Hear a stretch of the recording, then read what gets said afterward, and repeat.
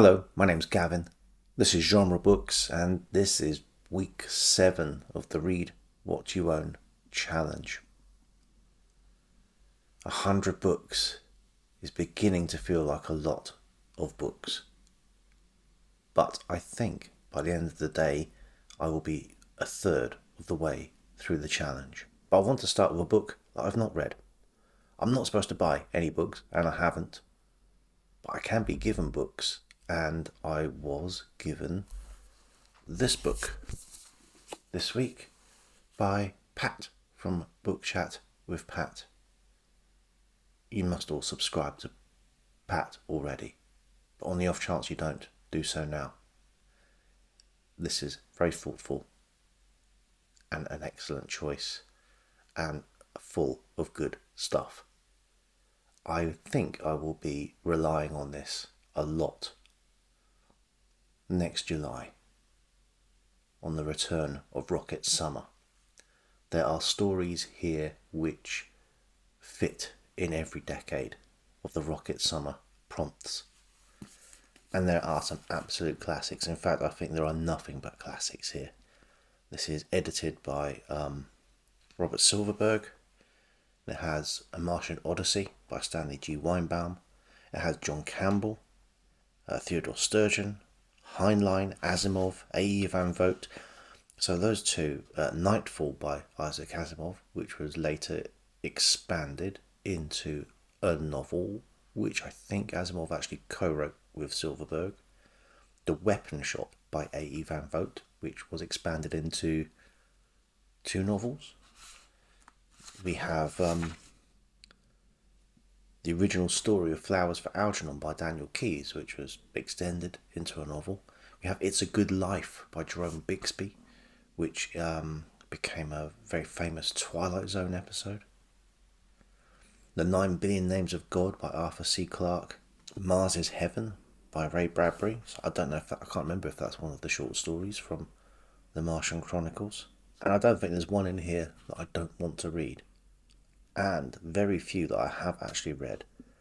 They have Arena from Frederick Brown, which became the episode of Star Trek where Captain Kirk fights the Gorn. Anyway, I will try not to dip into this before Rocket Summer. I think I might sneakily on a couple of occasions. But thank you, Pat.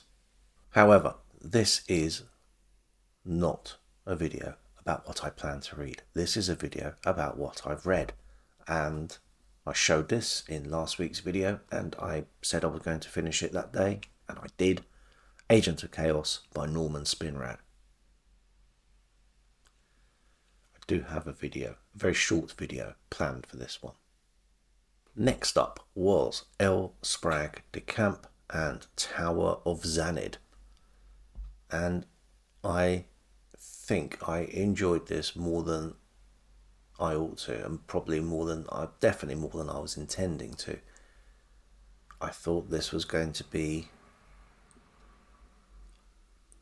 very serious, and in some ways it is, but the characterization of the aliens, the way the aliens speak in this book is hilarious.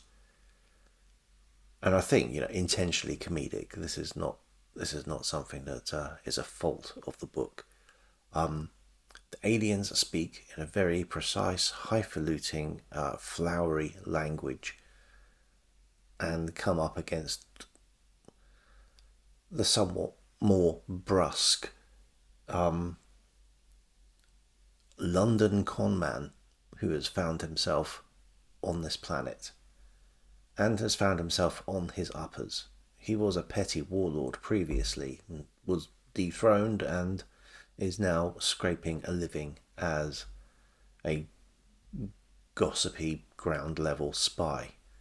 But he is given the option to make a big financial score by infiltrating a religious site on the planet where he lives, which is shown here on the cover, this shell-like obelisk which leads into a large expanse, a large sort of cavern there are dodgy religious practices going on, and also some weapons manufacture.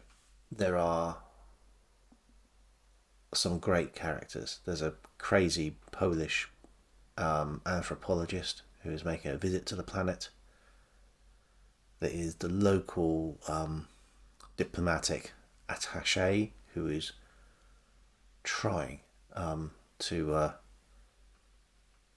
keep the peace and to stop technology from Earth from reaching this planet, which doesn't have the destructive technology of Earth, and given their sort of fiery tempers, probably should not be allowed it.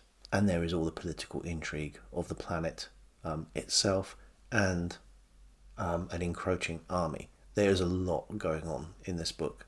I would recommend this to anybody. It's only a few hours of your time, but I think you'll enjoy them. Keeping with the science fiction theme, and also definitely part of my project Rabbit Hole. So I will be incorporating this book later next year into my, at the moment, disjointed thoughts.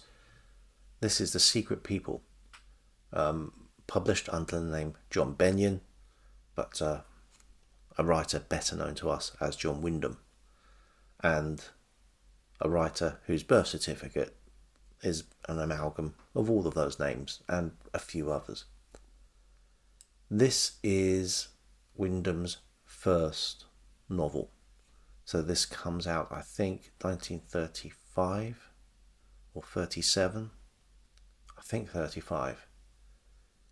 Had previously been serialized in a British publication, and would go on to be serialized again in the 1950s in America.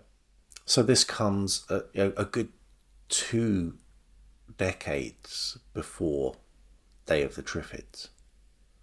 And it is a lesser work than the ones that come later, the ones upon which his reputation is established: Midwich Cuckoos, Crack and Wakes, the Chrysalids, Trouble with Lichen, the Triffids.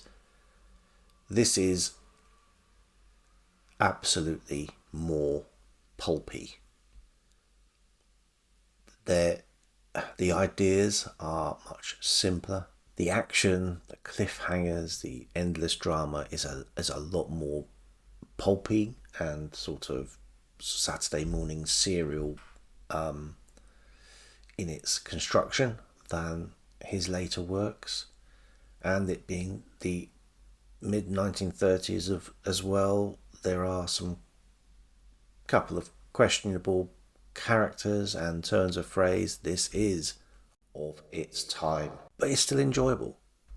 That you can still tell, even at this early stage, that his writing is a cut above certainly his many of his pulpy contemporaries, and you see flashes of what is to come with his later writing.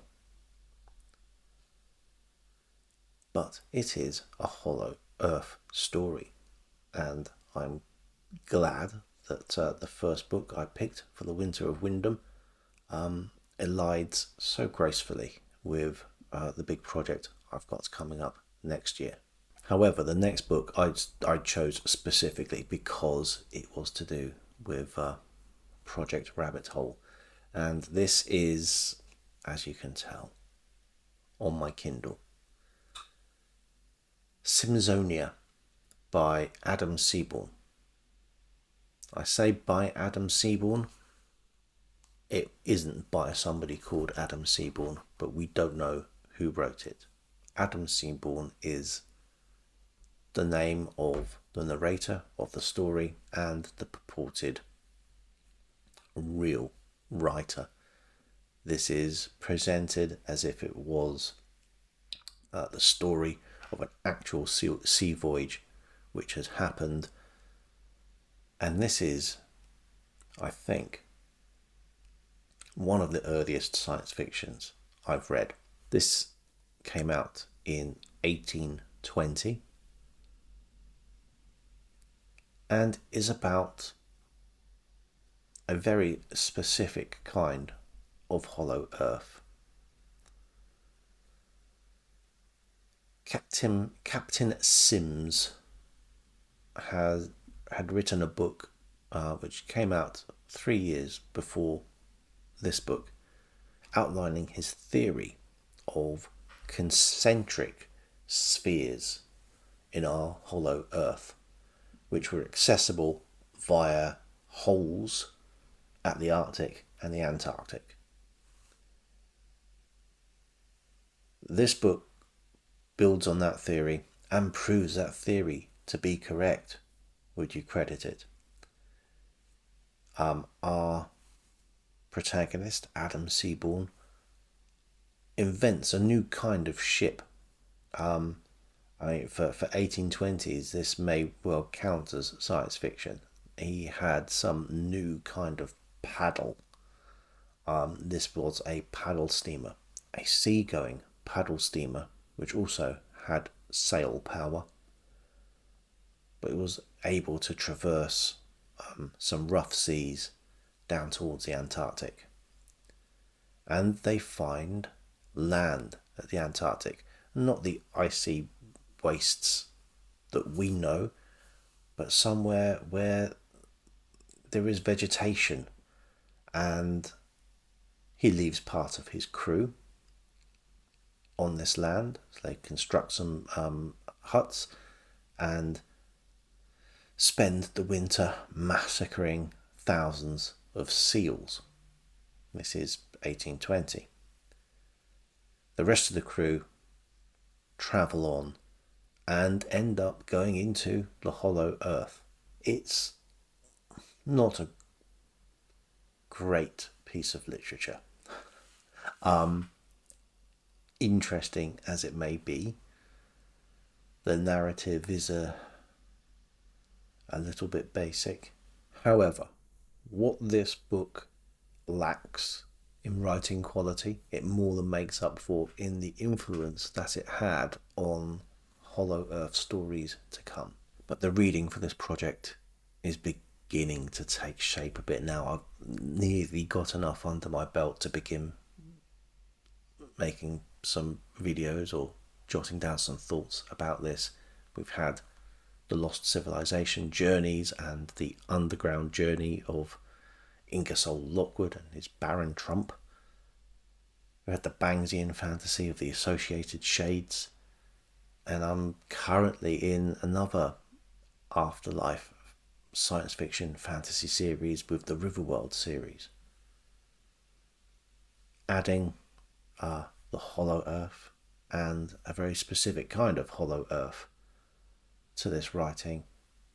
I feel I'm getting a bit more of a handle on how I might progress. In contrast to the last couple of weeks, this last week has been very science fiction heavy and not a lot in terms of Christmas. But it hasn't been entirely devoid of Christmas. I haven't written this down as part of my finished pile yet. I still have about 100 pages to go, which I'll hopefully get done today. But Sunless Solstice, and I was reading this on the solstice, 21st of December.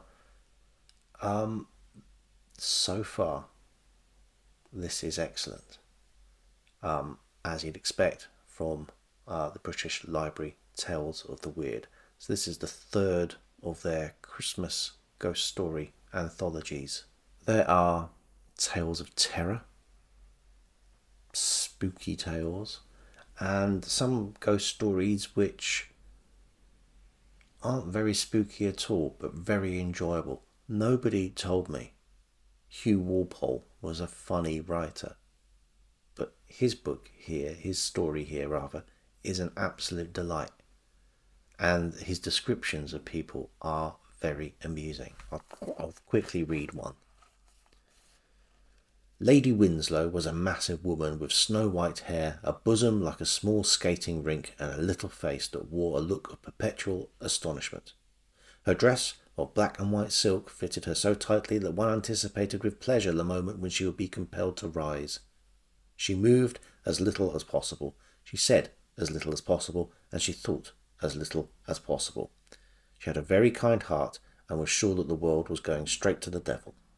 Not a spooky story, but definitely a surprise, unless you are a very expert in the subject in which he's writing. Like I say, I will have finished this by the end of the day, fingers crossed. And although I have not put that on the list yet, once I do, that will get me through to 1/3 of the way through the Read What You Own Platinum Challenge. It's been slow going for a couple of weeks. However, a couple more days at work and then it's Christmas Day and I have some time off, and I'm hoping a lot more read in the coming week or so. But until next time,